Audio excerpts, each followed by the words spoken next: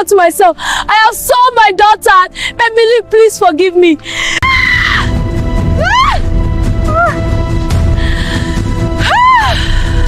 Back in the village, life had changed completely for Madam Katherine. Since Emily left with the rich chief, she walked around proudly, telling everyone, "My daughter has married a billionaire." But days passed. Then weeks, no money came, no mansion was built, no message, no call, nothing. People began to laugh behind her back. Where is the rich son-in-law? Why are you still in this hut? Madam Katherine's pride slowly turned into anger. One morning, she tied her wrapper tightly and said to herself, "That man thinks he can deceive me. Today I will go to the city and remind him of his promises." She borrowed transport money and traveled all the way to the city. When she finally reached the tall golden gate of Chief Raymond's mansion, her heart jumped with excitement. "This is my daughter's husband's house," she said proudly. She walked boldly to the gate and knocked. The big iron gate opened slightly and 2 armed guards appeared. "Yes, madam, who are you looking for?" one asked. "I am Madam Katherine," she said proudly. "Mother of Emily, the new wife of Chief Raymond. I came to see my son-in-law." The guards exchanged strange looks. "Wait here," one said and went inside. After a few minutes, he returned. "Our master says you should leave immediately." Madam Katherine laughed. "Maybe you didn't tell him well. Go and tell him again, Emily's mother is here. He promised to build me a mansion and send me money every month." The guard went back again. Inside the big sitting room, Chief Raymond was relaxing when the guard whispered, "Sir, a woman at the gate says she is Emily's mother. She is asking about the mansion and monthly money you promised her." Chief Raymond frowned deeply. "So she has come," he muttered angrily. His face hardened. He stood up and shouted, "Tell all of you very clearly, from today onward, never allow that woman into my compound again." The guard bowed. "Yes, sir." Chief Raymond added coldly, "If she comes again, chase her away like a mad woman. I did not marry her, I married her daughter." Back at the gate, the guards crossed their guns in front of Madam Katherine. "Madam, you must leave now." She was shocked. "What do you mean?" "Let me see my daughter. Our master said you are not allowed inside this compound again." Her mouth fell open. "What kind of joke is this? I am the mother-in-law of this house." One guard pushed her back roughly.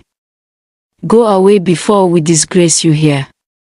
Tears rushed into her eyes. "Please, call my daughter for me." "Madam, leave now." The second guard shouted. They opened the gate and pushed her out violently. She fell on the dusty road, her wrapper scattering, people staring at her.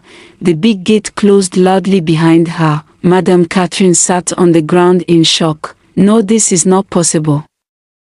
She knocked again and again. "Open the gate. I am Emily's mother. Open the gate." No answer, only silence. Slowly, reality hit her like thunder. The rich man had used her. He had taken her daughter, and thrown her away. Madam Katherine began to cry loudly on the roadside, beating her chest. "Oh God! What have I done?" For the first time in her life, she remembered Jude's tears. And she understood too late that in her greed, she had sold her own daughter into slavery. And far inside the mansion, behind thick walls, Emily lay sick and weak on her bed, not knowing that her mother, the woman who destroyed her life, had just been rejected like a stranger. "You're not welcome here. Get out!" No, you can't do this. "Move along." Jude, please forgive me. Please, I need your help. Help me bring back Emily from Chief House. I don't know if my daughter is still alive. "What happened?" Madam Katherine sat on the dusty roadside for a long time after the big gate closed against her. People passed by, some staring, some whispering, the mother-in-law of the rich man. Why is she crying like this? Shame burned her face. Slowly, she stood up, brushed the dust from her wrapper, and began the long journey back to the village. The road felt longer than ever before. Inside the crowded bus, she sat quietly, staring into space, her heart heavy. For the first time since Emily left, fear entered her soul. Where is my daughter? She whispered to herself, is she well? Or is she suffering because of me? That night, she arrived in the village. No one ran to welcome her, no car followed her, no gifts, no money. Only her old hut waited silently in the dark. As she walked through the village, people noticed her. Is that not Emily's mother? Did she not go to meet her rich son-in-law? Why did she come back alone? Their whispers cut her like knives. She entered her hut and sat on the bare floor. The place suddenly looked smaller, poorer, emptier than ever. Emily's bed was still there, neatly made. She touched it slowly and broke down. My daughter, she cried bitterly. Where are you now? That night, she could not sleep. Every time she closed her eyes, she saw Emily crying, Jude kneeling, the big gate closing against her. In the morning, Rebecca returned from her auntie house. When she saw her mother, she froze. Mama, you are back. Madam Katherine looked at her with red, swollen eyes. They chased me away, she whispered. Rebecca dropped her basket. What? They did not allow me inside, she cried. The chief said I should never come there again.